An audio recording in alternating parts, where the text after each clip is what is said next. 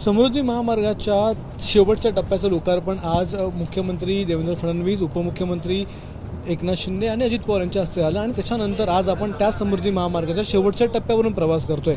या शेवटच्या टप्प्यात सगळ्यात अवघड काम जे होतं ते म्हणजे कसारा घाटातला बोगदा।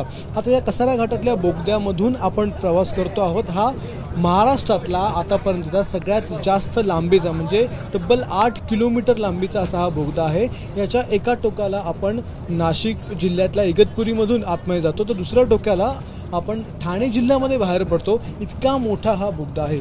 आता या बोगद्याच्या आजच्या लोकार्पणानंतर कसारा घाट जो आहे, ज्या घाटामध्ये अनेक अपघात होतात, अनेक वेळा तिकडे ट्रॅफिक जाम असतं, ती संपूर्ण डोकेदुखी जी आहे ती आता बाजूला होणार आहे। कारण की या बोगद्यामधून प्रवास करत असताना आपल्याला कोणताही घाट लागणार नाही आहे। त्यामुळे आता कसारा घाट हा जवळपास कालबाह्यच होईल अशी शक्यता आहे। हा जो बोगदा आहे तो इतका लांब असल्यामुळे या बोगद्यामध्ये अद्ययावत तंत्रज्ञान देखील इथे विकसित केलेलं आहे, इथे लावलेलं आहे। सगळ्यात महत्त्वाचं म्हणजे स्काडा तंत्रज्ञान इथे लावलेलं आहे। ज्या स्काडा तंत्रज्ञानामुळे या बोगद्यातले प्रत्येक मशिनरी जी आहे, प्रत्येक इलेक्ट्रॉनिक उपकरण जे आहे ते एकमेकांशी संलग्न करण्यात आलेलं आहे, त्याला एकमेकांशी जोडण्यात आलेलं आहे।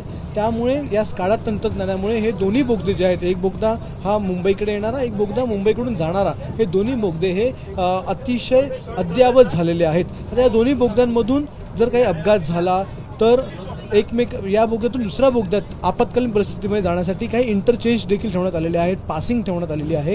याचबरोबर या बोगद्यामध्ये सेन्सॉर लावण्यात आलेले आहेत। जर आग लागली आणि 60 डिग्रीपेक्षा जास्त तापमान या बोगद्यामध्ये झालं तर ते सेन्सर्स आपोआप काम करतील आणि आपोआप या बोगद्यामधली जी अग्निशमन यंत्रणा आहे ती सुरू होणार आहे आणि 30 डिग्रीपेक्षा कमी तापमान झाल्याच्या नंतर ही यंत्रणा जी आहे ती आपोआप बंद होणार आहे। याचप्रमाणे व्हेंटिलेशनची देखील सुविधा या बोगद्यामध्ये आहे। व्हेंटिलेशनला देखील सेन्सर लावलेले आहेत। अचानक जर या बोगद्यामधल्या ऑक्सिजनची लेवल कमी झालेली दिसून आली तर ते सेन्सर या ठिकाणी सुरू होणार आणि सेन्सर सुरू झाल्यामुळे व्हेंटिलेशन सिस्टीम जी आहे ती सुरू केली जाणार आहे। अशा प्रकारे अद्ययावत असे बोगदे हे बांधण्यात आलेले आहेत समृद्धी महामार्गावर आणि नागपूर ते ठाणे हा जो आता पूर्ण समृद्धी महामार्ग आहे तो आता खुला करण्यात आलेला आहे। मात्र या समृद्धी महामार्गातला सगळ्यात कठीण असा हा परिसर, असा हा टप्पा, तो म्हणजे शेवटचा टप्पा होता, पॅकेज 14 ज्याला म्हणतो तो होता आणि तो पॅकेज 14 जो आहे तो आज लोकार्पित करण्यात आलेला आहे।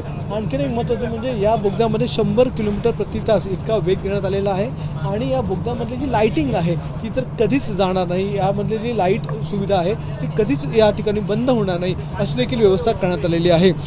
जर दोन्ही बोगद्यांमध्ये अपघात झाला तर एक असा देखील रस्ता आहे जो रस्ता या डोंगर रांगातून बाहेर पडतो आणि थेट मुंबई नाशिक हायवेला जोडण्यात येतो। त्यामुळे एक अद्ययावत सगळ्यात जास्त लांबीचा, सगळ्यात जास्त रुंदीचा असा हा बोगदा आता उद्घाटित केल्यामुळे मुंबई नाशिक महामार्गावरचा कसारा घाटामध्ये होणारी जी डोकेदुखी आहे ती पूर्णतः आता दूर होणार आहे आणि कसारा घाटामधून जाण्यासाठी जो आपल्याला अर्ध्या तासापेक्षा जास्त काळ लागायचा तो बाजूला आता केवळ 8 ते 10 मिनिटात आपण नाशिक ते ठाणे हे अंतर पार करू शकणार आहोत। कॅमेरामन अनिल संगरेसह अक्षय भाटकर, एबीपी माझा, मुंबई।